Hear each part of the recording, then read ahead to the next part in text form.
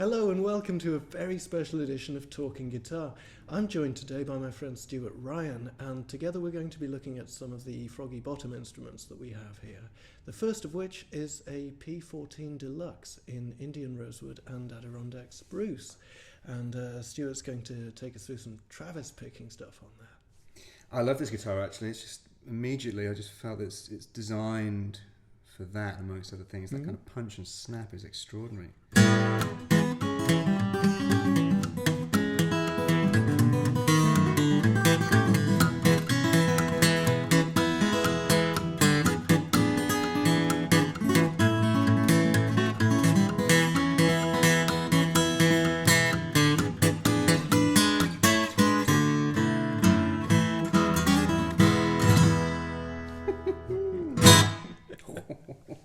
It's like being kicked in the chest, but in a good way. It is, yeah. Well, that's one thing I've noticed about the Froggies. The way that they're built, you do get a lot back through the chest. The back is live, and the soundboard, obviously, the way that they're built with a slight curve in them.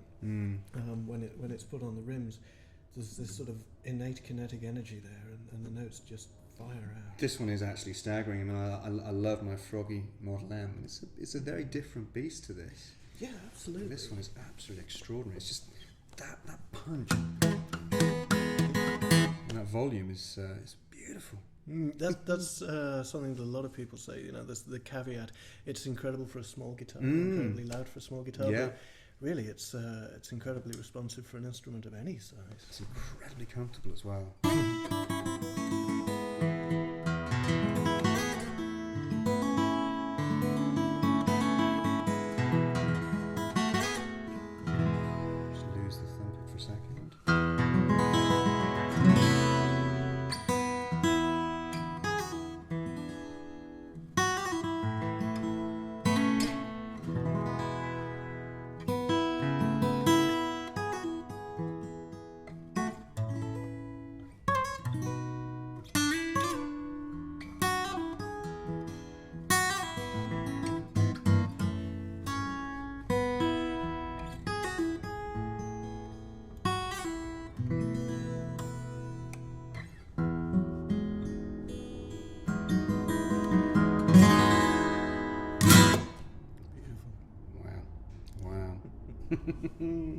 I'll take it. Stuart and I have decided to work up in body size, and the next one up is this beautiful H12 in mahogany and Adirondack spruce. Stuart, the great mahogany rosewood debate. Where do you stand on that? I love them both. I mean, I think they're different. You know, I've got the Froggy myself and this lovely Gibson J35, so I know mahogany and spruce quite intimately now. And I've got mahogany and rosewood. Sorry.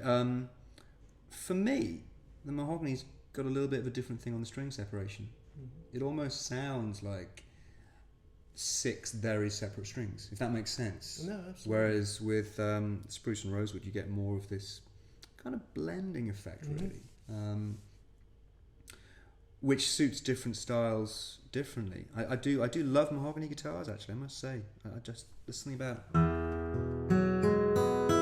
it almost feels like 6 separate instruments in one to me sometimes, which makes you play differently. You know, it kind of fosters that string separation, really draws you into things where you're really going to exploit that kind of playing.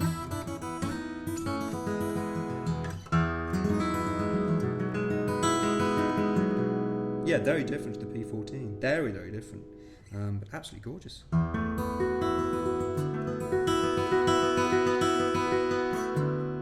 There's almost a headroom thing with the mahogany where you can dig in,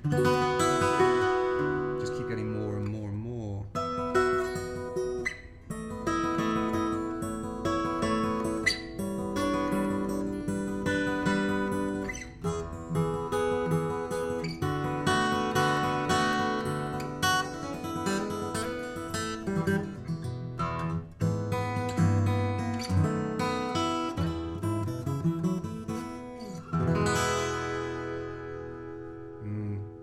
Yeah, very alive, very resonant, gorgeous. For the past couple of years, Stuart's been using an M model in Indian Rosewood and Adirondack Spruce to record and perform with. This is his first go on the same model in mahogany.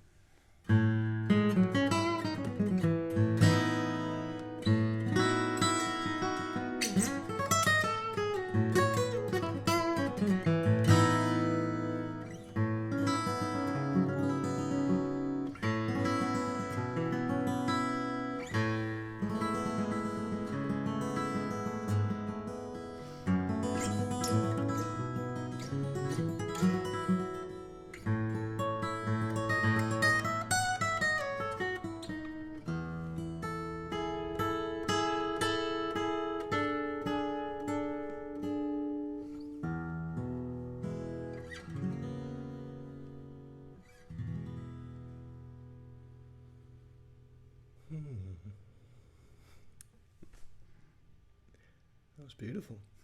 What was that chord at the start? It was, I think I was just playing a B over an A. That one, or that one. yeah, nice. Yeah, just Lydian chords in there.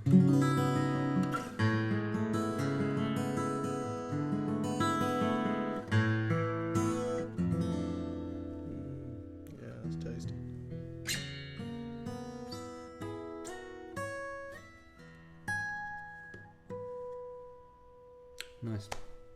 Nice guitar. Very different from the M. Very different. How would you say that your M's changed over the years? Warmer. Yeah. I mean, it was always warm to begin with, but warmer, fatter. Definitely, different tone to the to a newer one, a different tone to a mahogany. It's a great fingerstyle guitar. I mean, I went from comparatively bright sounding acoustics, which I loved, but I find that fingerstyle can be a little bit unforgiving on those types of guitar. Definitely. The nail can be a little bit bright sounding. It's probably to do with my technique and my tone. So I veered towards a warmer sounding guitar, but something that still had definition. Because for me, the definition is the huge thing.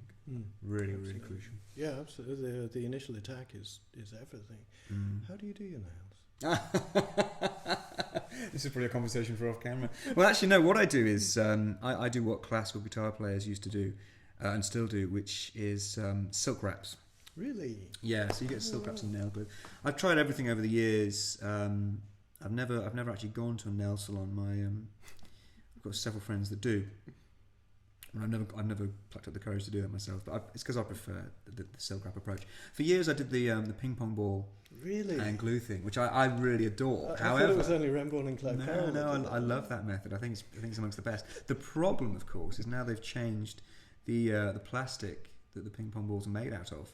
So getting the glue to bond is virtually impossible. And I bought a load of these ping pong balls and then tried to stick them on and ended up with green fingertips. And then you realise that you almost have to buy boutique ping pong balls these days.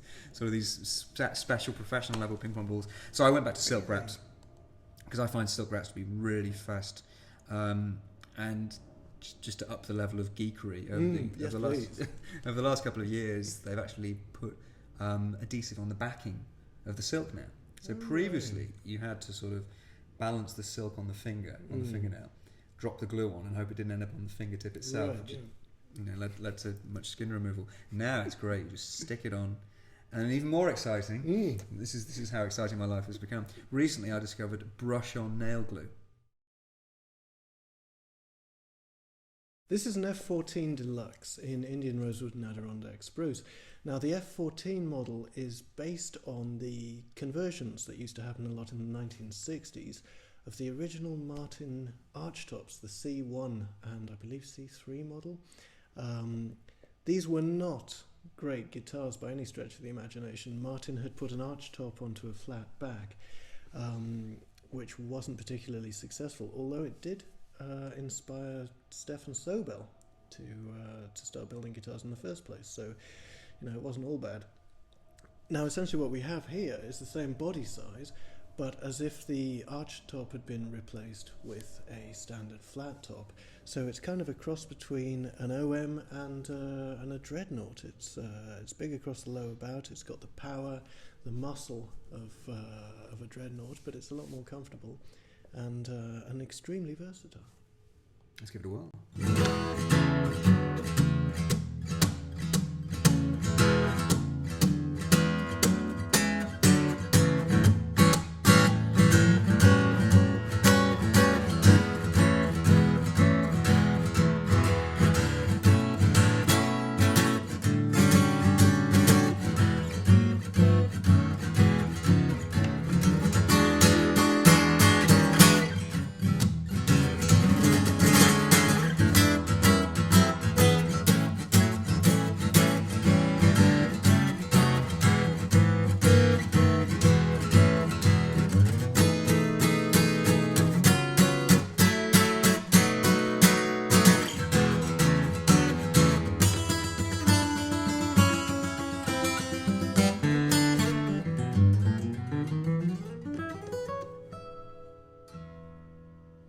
The last model we're going to look at today is the SJ, or Southern Jumbo.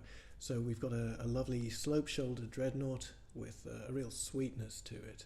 And Stuart's got a mahogany and Adirondack spruce one right here.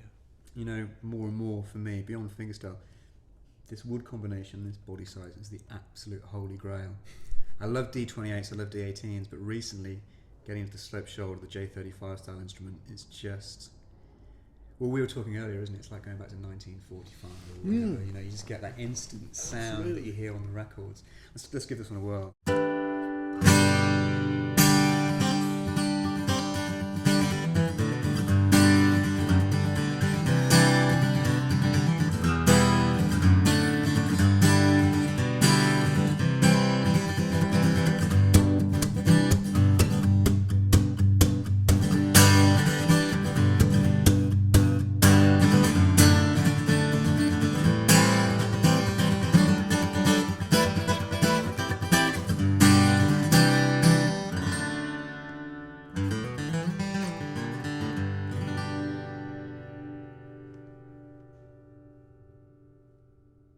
To finish off, we're going to have a little bit of a jam. I'm playing an SJ in mahogany, and Stuart's got the rosewood version.